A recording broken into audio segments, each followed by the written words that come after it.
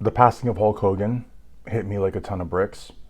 First thing I thought about was his friendship with Mel Chansey, because I thought that was a real friendship. I mean, what is it to be a friend?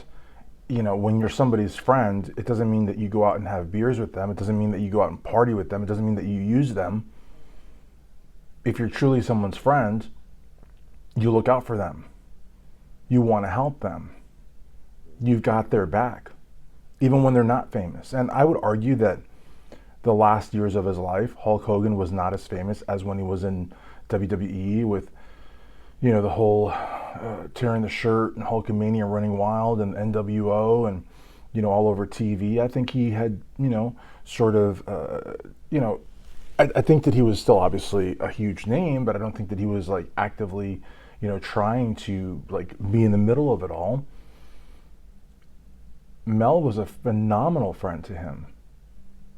Mel was his friend during sobriety. Mel was his friend when he tried to get out of that whole like toxic, paparazzi Hollywood, in your face, frontline, headline news world. Mel, I believe, showed him Christ, helped him to find Christ, helped him to enrich his relationship with Christ. And I think that they had really good times that did not involve Hulk Hogan going down the many downward spirals that he went down throughout his life, because he was a celebrity, and celebrities, they have a lot of pitfalls. People want to use them, people betray them, they don't know who to trust, they have a lot of money, people want their money, people will act like they're, blood brothers because they've got a financial interest, And Mel, I think, was his real friend. I can't say that I know, because I didn't know them like that, but you can tell a lot. If it looks like a duck and it quacks like a duck and it swims in the pond like a duck, it's a duck. I mean, these guys were like this. And you can tell in his passing how Mel processes it and how he says, I'm going to see you again, because Mel is a Christian to the core. And I believe that Hulk Hogan was a Christian to the core. Maybe not his whole life. I don't know. But I think that Mel was a real friend to him. And look, I mean, I've heard some lawsuit stuff. I've heard some depositions. I've read some books. And some of his closest friends over the years turned out to be major right in his back. And sometimes right in his chest, right into his face. And look what he did for wrestling. Vince McMahon owes a truckload of his fortune to Hulk Hogan.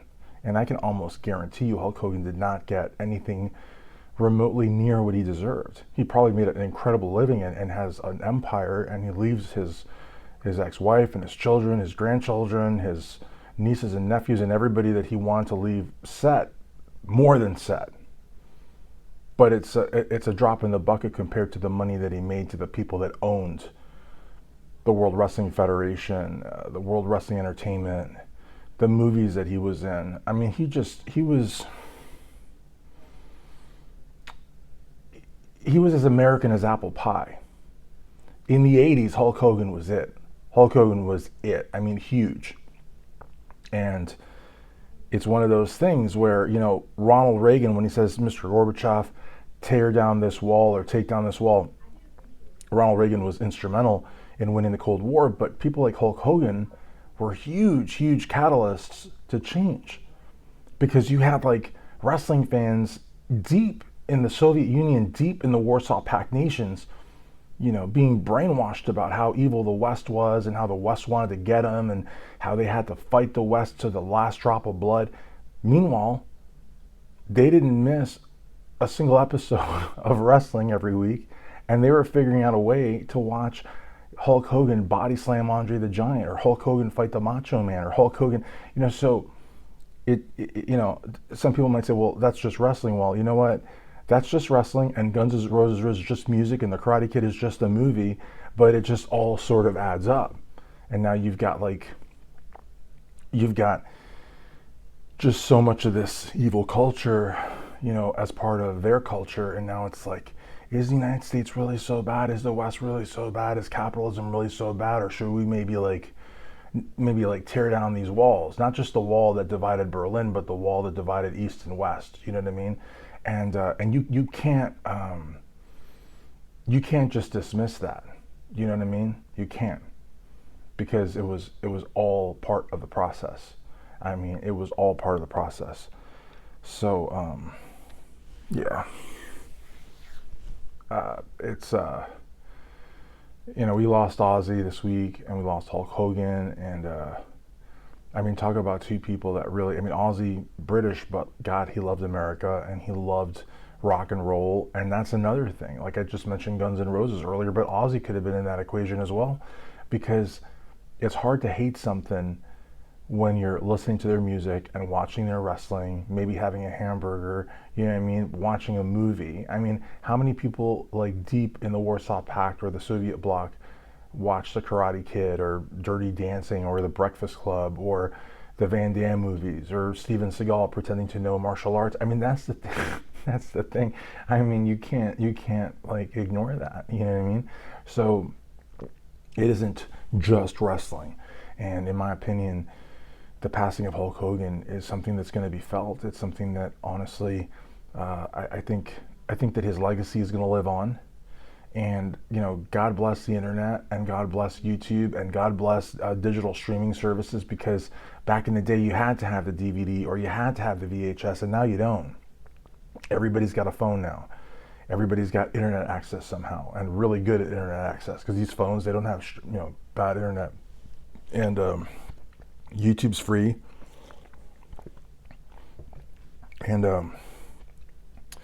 I would argue that wrestling in the 80s and early 90s is so much cooler than it is now. I mean, maybe it's because I'm dated, I don't know, but you have got to be kidding me if you think there's anything in wrestling today where you have got Hulk Hogan body slamming Andre the Giant. There is nothing like that. There's just simply nothing like that. And maybe it's because I grew up with that as a kid, but I mean, I just have such fond memories of the Hulkster and Hulkamania and him ripping his shirt and talking about, taking your vitamins and just being a good person. You know what I mean? Just being a good person. I think that to people that maybe didn't have a dad growing up, and I'm not saying that, a wrestler on television once a week makes up for it, but it's not just Hulk Hogan, it's the collective, the collective culture that he was such a big part of. You know what I mean? And you just can't deny that. You can't deny that Hulk Hogan wasn't just an amazing positive role model on millions of kids, millions of people all around the world. You can't deny that. You got to give credit where credit is due. And that's a legacy that's going to go on for a long time. And it's a legacy that needs to go on for a long time.